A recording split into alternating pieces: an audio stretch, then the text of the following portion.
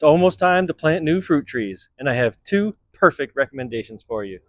I love these fruit trees for many reasons, but most especially because they're easy to grow and delicious. Fruit trees in general can be challenging. Pests, diseases, freezing temperatures, drought, everything wants to ruin your hard work. But these two trees are amazingly resilient. There's a couple things to watch out for, which I'll share at the end, but you really can't go wrong choosing one or both of these trees. Figs and mulberries. Now, most people have had figs from the restaurant or even from the grocery store, but most people haven't had mulberries unless you know someone that grew them. I recommend both of these trees to all gardeners for 7 reasons. Number one, so low maintenance. They only need the basics. If you can keep watering this tree, you'll be just fine. You can't really overwater it like you could a peach, and they're a little forgiving if you forget sometimes. As long as it doesn't wilt or shrivel up, you're doing just fine.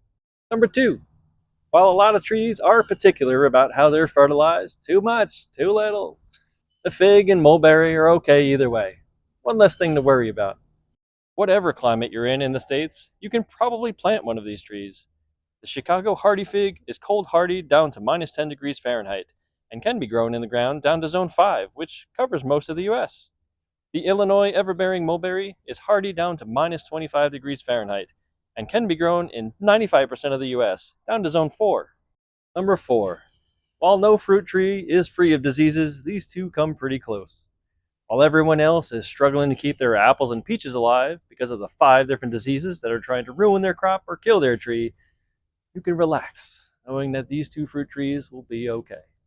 Number 5. These trees grow so fast. This mulberry grows several feet a year, which means more shade and more berries. I like to keep it relatively small, so I'll prune it twice a year. If your fig tree ever dies back to the ground, as they sometimes do for various reasons, you can expect it might grow up to 5 feet tall the very next year. Number 6. Usually, planting fruit trees is an exercise of patience. If you plant an apple tree, expect to wait 3 to 5 years before you see any fruits. But for figs and mulberries, you can see them the very next year after planting them. This is so satisfying to see, and it can lead to an obsession with fruit trees. Ask me how I know. Number 7. Both of these trees are easy to propagate, which is just a fancy term of saying, I want to make more of this tree from this tree. Take yourself a 6 to 12 inch cutting and stick it in moist soil. That's it. Don't leave it in full sun until it really starts to grow. Let's talk about figs. Even if you've had figs from the restaurant or from the store and just had a meh feeling about the taste, give them a chance. There are so many different varieties of figs and they all have distinctive flavors. Much like a homegrown garden tomato is night and day from the store-bought tomato, a fig grown on your own fig tree will destroy a fig from the store in a taste contest. Figs come in a few colors, from brown to green to deep dark purple, and the flavor is generally described as either honey flavored or berry flavored. But there's such a nuanced spectrum in between, and the taste can be either very strong or mild. If you're looking for a recommendation, Celeste is a variety that is commonly found and is recommended by many who have grown it. One anti-recommendation I have is the banana variety. While it's a pretty yellow color and obscenely huge, its flavor is so mild that I found it boring and I wouldn't plant it again. Let's talk about mulberries. You will never find these fruits in the store, which makes it extra special to me. The fruits are extremely delicate and won't survive transportation.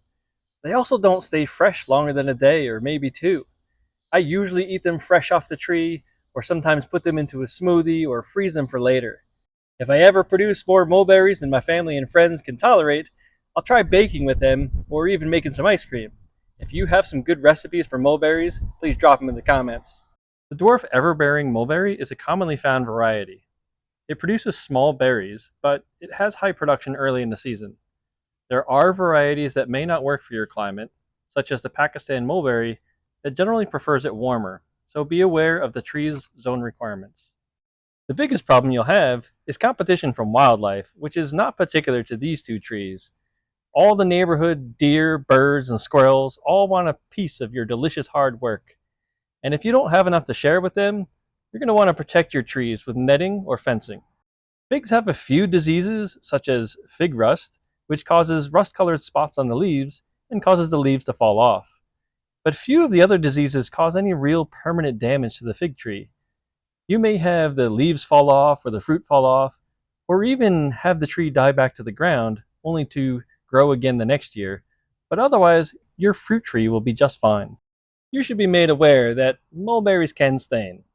If you're picking and eating them directly from the tree, expect to have purple lips and hands. And if you're doing it with the kids, expect to have purple everything, but most especially their clothes.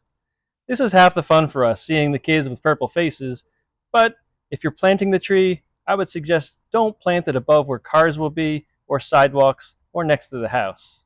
You can probably find these in the big box stores, but I beg you to support your local nursery. They are way more knowledgeable about these trees and more likely to have many more varieties available to you. Big box stores go for volume and rarely have named varieties of figs or mulberries. If you can't find it at the local nursery near you, you'll have to search online. Particularly for figs, there's a huge community of fig growers and sellers, so I know you'll find what you need online. If you have a favorite variety of mulberry or fig, let me know in the comments, and you may see me plant it at Faewood Acres in a future video. I really hope you plant one or both of these trees because they really are my favorites, and I know you're going to love them. Happy planting, everybody, and I'll see you next time at Faewood Acres.